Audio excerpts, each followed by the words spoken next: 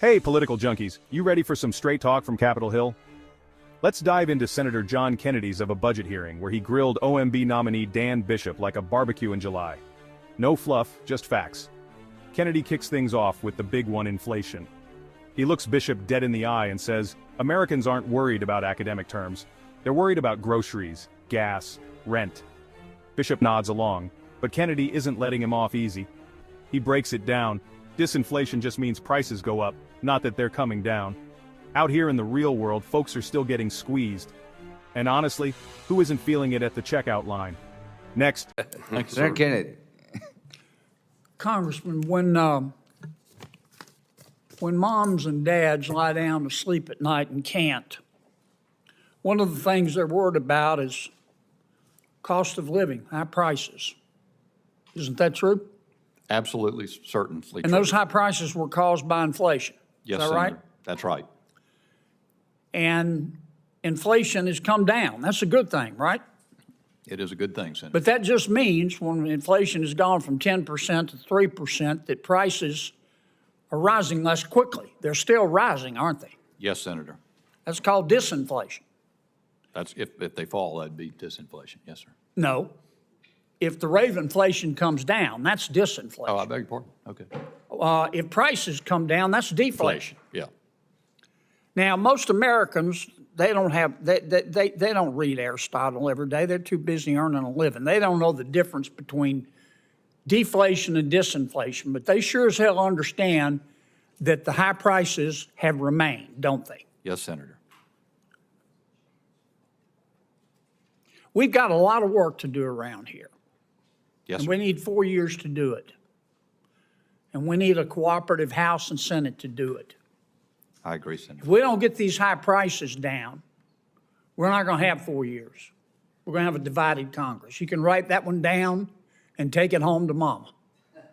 Yes, sir. Kennedy zeroes in on spending. He says point blank, we've got runaway government budgets, trillions tossed around like spare change. That money flood, it's what's driving prices into the stratosphere. His solution? Cut the spending, cut the waste, and maybe, just maybe, give regular people a break. Even Bishop has to agree, less spending, less pain. But Kennedy's just warming up. He flips the page to regulation.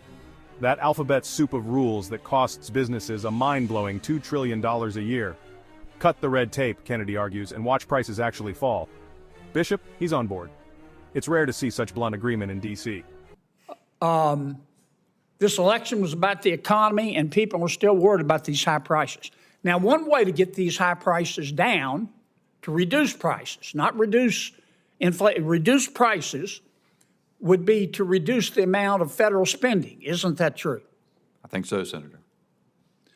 Because that's how we got here, was with the massive amount of federal spending that President Biden perfected.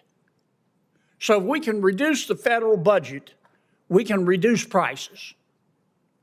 Yes, Senator. That's one thing you and Mr. Vogt can do. Number two, if we deregulate, that'll reduce prices, won't it?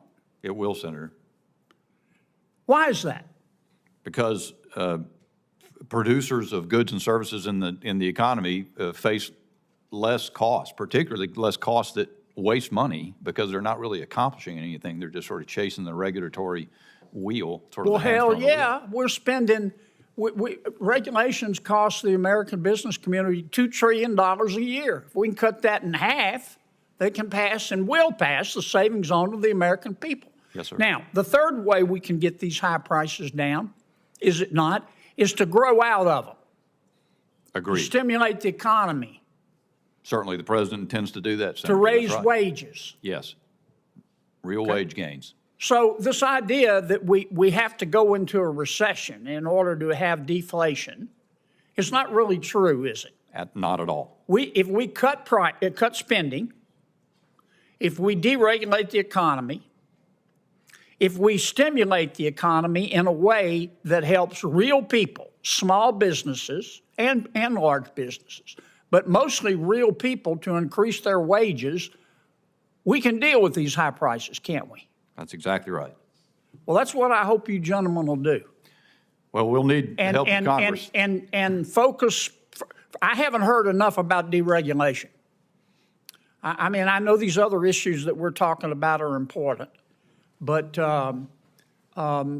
that's the surest way I can assure you, Senator, in the that it short is- term while we're working on a reconciliation bill. The surest way is to deregulate and reduce the spending. I can assure you that that is a focus that Director Vogt is focused on like a laser, and the effort's getting ready to get underway. Yeah. Now, the jaw dropper. Kennedy reveals the government sent $1.4 billion in stimulus checks to dead people during the pandemic. Yep, you heard that right. Turns out Social Security literally has a death master file, but thanks to legal red tape, they couldn't share it with Treasury. Kennedy had to let agencies talk to each other. And it's only a 3-year test run. Put down the bong and share it, he quips. Insane, right? This hearing wasn't just fireworks, it was a wake-up call. Kennedy's message? Stop the waste, slash the rules, get smart with your money. Bishop talked the talk, but now it's on him to walk the walk. Now, another question, quickly. Do you think we ought to be sending government checks to dead people? No, Senator, I think that's poor management. During the pandemic, we sent out $1.4 billion of checks to dead people, didn't we? I don't have the figure, Senator, but I wouldn't be surprised by that, given everything. And they were that I've seen. cashed, weren't they? They generally get cash whether they're dead or not. What does that tell you? Somebody's live. Yep. Now, Senator Carper and I passed a bill. It took us 2 years. To try to stop that, when you die, the state sends your name to the Social Security Administration. Your name goes on what's called the death master file. Yes, sir. I went to Social Security and I said, can I see the list? They said, sure. I said, who do you share this with? They said, nobody. We can't. We don't have statutory authority. So you don't share it with the do not pay folks at Treasury? They said, nope. It's against the law. Well, rather than argue with them, Senator Carper and I passed a bill.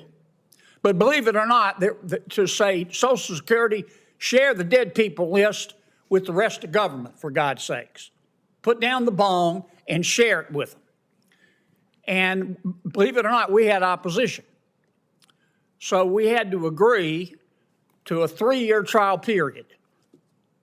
That 3-year trial, we've saved a bunch of money. That 3-year trial period is up at the end of 2026. I've got another bill with Gary Peters to extend it, to make it permanent. You guys got any problem with that? Well, Senator, I cannot speak for the president or for Director Vogt. Oh, go ahead. But I can't. It's hard for me to imagine who would be opposed. Well, you'd be surprised. No, sir. I wouldn't be surprised as it turns out, but I still can't imagine who would be opposed. Okay. You going to follow the law? Absolutely. Absolutely. You going to defy court orders?